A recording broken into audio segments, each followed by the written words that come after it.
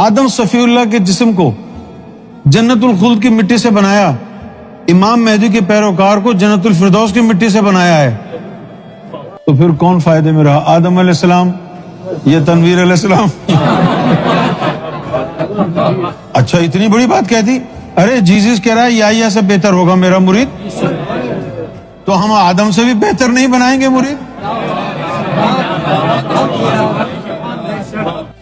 وہ جو روحیں ہیں سابقون کی، وہ تو اللہ تعالیٰ کی، یوں سمجھ لو کہ اللہ تعالیٰ کی جو صفات ہیں اس کا اظہار ہے، وہ تو قرب محبت اور جلوے کی ہیں، ان کی تو فطرت میں قرب ہے، محبت ہے، جلوہ ہے۔ یہ ہو نہیں سکتا کہ سابقون میں سے کوئی روح آئے اور اس کا جسم اس دنیا کی مٹی سے بنائے اس دنیا میں آنے کے لیے، یہ قانون کے ہی خلاف ہے۔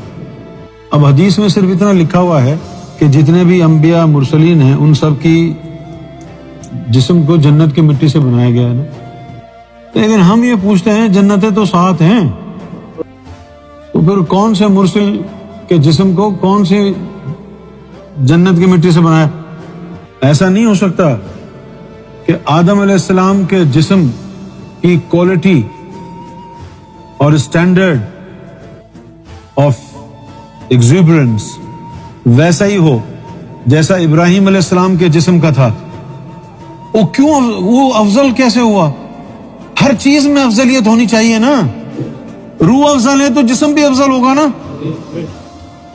آدم علیہ السلام کے جسم کو خلد کی مٹی سے بنایا، اس کے بعد کسی کو دارالقرار سے بھی بنایا ہوگا، دارالسلام کی مٹی سے بھی بنایا ہوگا نا، کوئی ایسا بھی ہوگا جس کو جنت الفردوس کی مٹی سے جسم بنا ہوگا، بہتر کیسے ہوگا؟ وہ سابقون سے ہی آیا ہے نا۔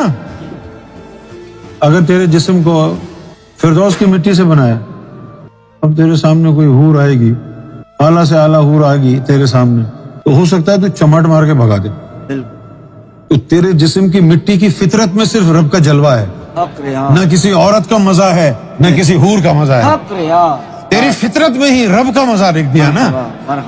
اب تو کیا کرے؟ اب تو یہ ہے کہ اگر وہ تجھے ہاتھ لگا لے تو اس کی قسمت سدھر جائے۔ اب یہ ٹیکنیکلٹی سمجھ میں آ گئی کہ امام مہدی کا پیروکار آدم سے بھی افضل کیسے ہوگا۔ یہ وجہ ہے کہ اہل سنت والجماعہ یہ جو کنجر ہے وہ مولا علی کو نبیوں سے افضل نہیں مانتے۔ محمد رسول اللہ کا وصی ہے، نبیوں سے تو اعلیٰ ہوگا ہی، مولا علی نبیوں سے افضل تو ہوں گے، ان کو جنت الخلد سے بنایا۔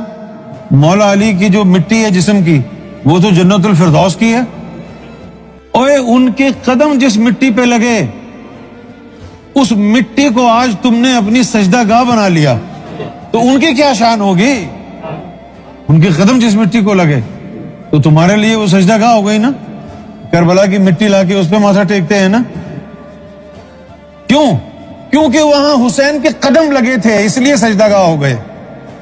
تمہاری اگر تنیت میں فردوسیت ہوگی تو پھر تمہیں رب کے علاوہ کوئی چیز سکون نہیں دے گی، رب کے دیدار، رب کے جلوے کے علاوہ کوئی چیز باعث سکون نہیں بن سکتی۔